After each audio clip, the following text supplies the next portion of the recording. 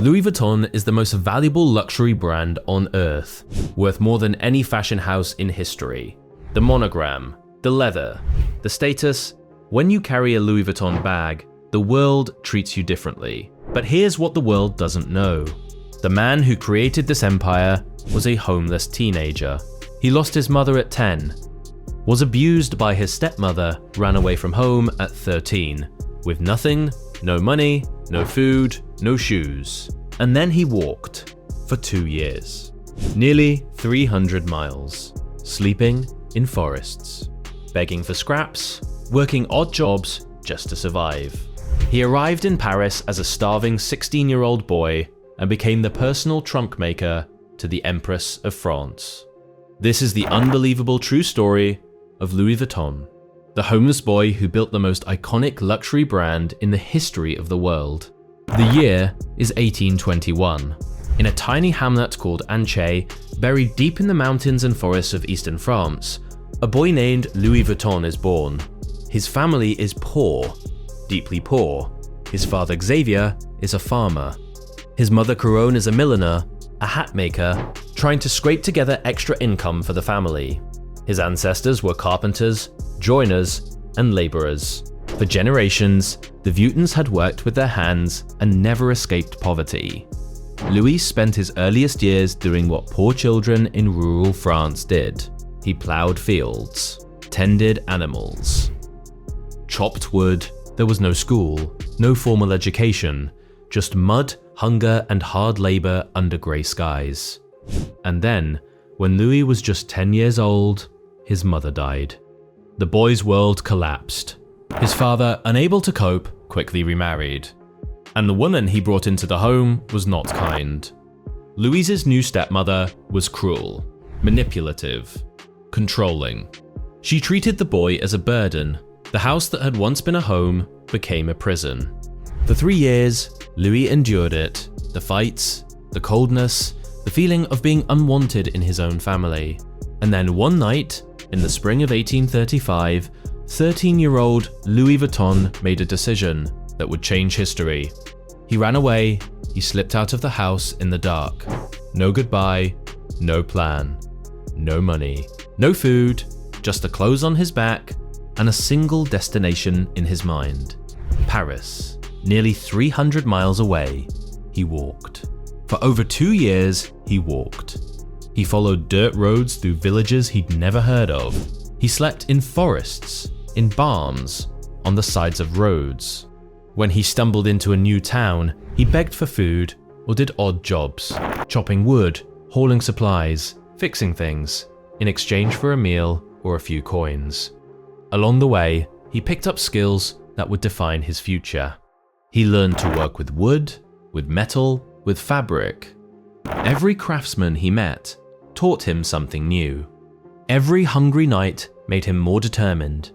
By 1837, Louis Vuitton, now 16 years old, exhausted and barely surviving, finally walked into Paris. The city was a chaos of contradictions. Stunning architecture next to rotting slums. Extraordinary wealth next to desperate poverty.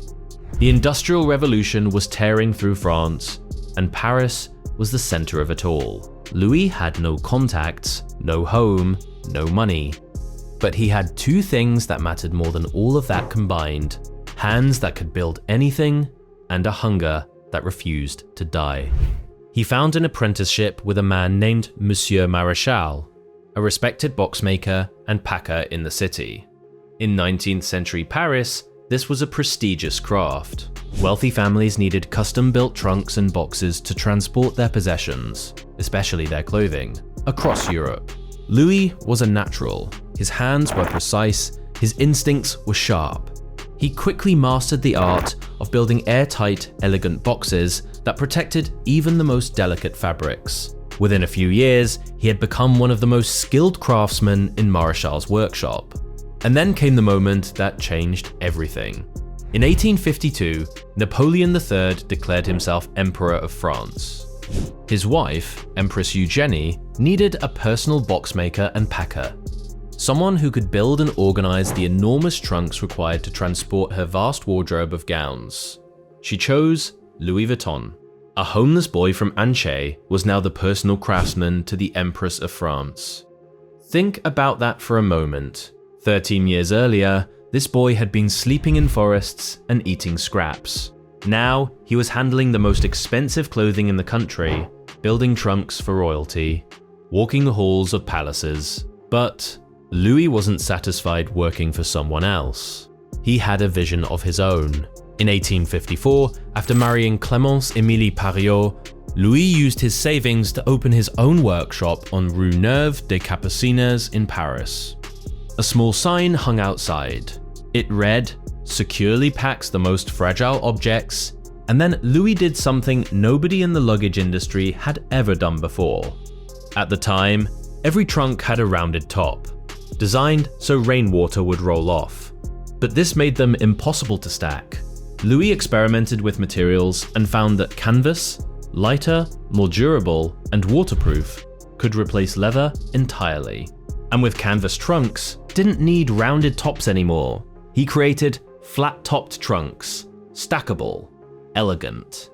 Revolutionary, in 1858, he launched his signature creation, the Trianon trunk, made from grey canvas.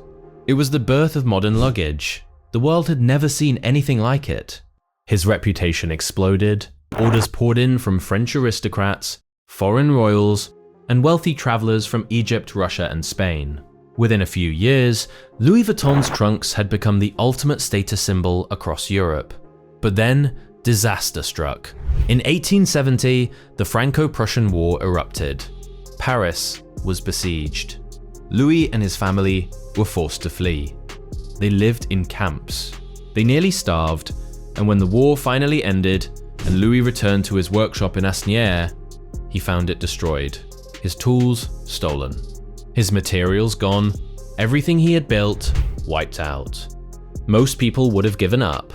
Louis Vuitton had already survived worse. He rebuilt immediately. Property prices had collapsed after the war, and Louis seized the opportunity to open a new workshop in an upscale area of Paris on Rue Scribe. He introduced a new trunk design, beige canvas with red stripes, that became an instant sensation among the city's elite. The brand roared back. Bigger than before, for the next 20 years, Louis Vuitton continued to innovate.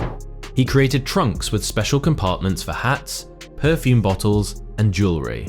His son George joined the business and invented an unpickable lock system in 1886. That became legendary. And then on February 27, 1892, Louis Vuitton died. He was 70 years old, but the story was far from over. Georges took the reins. In 1896, he created the iconic LV monogram, the interlocking letters and floral pattern, as a tribute to his father. That monogram would become one of the most recognized symbols on the planet. Through 2 world wars, family struggles, and industry upheaval, the brand survived. In 1987, Louis Vuitton merged with Moet Hennessy to form LVMH, the largest luxury conglomerate in the world, now led by Bernard Arnault, currently one of the richest people alive. If this story inspired you, hit subscribe right now. We tell stories like this every single week. The untold journeys behind the world's most powerful brands. Turn on notifications so you never miss. 1. Today, Louis Vuitton generates over $20 billion in revenue every year. Its products are sold in every major city on Earth. Celebrities, presidents, and royals carry the monogram. And it all started with a 13-year-old runaway. A boy who had nothing. Who walked 300 miles through forests and villages with an empty stomach and bare feet. He didn't have connections. He didn't have education. He didn't have a penny to his name. All he had was a pair of hands and the stubborn belief that he could build something beautiful. Louis Vuitton proved that luxury doesn't come from wealth. It comes from the hands of someone who knows what it means to have nothing and refuses to stay there.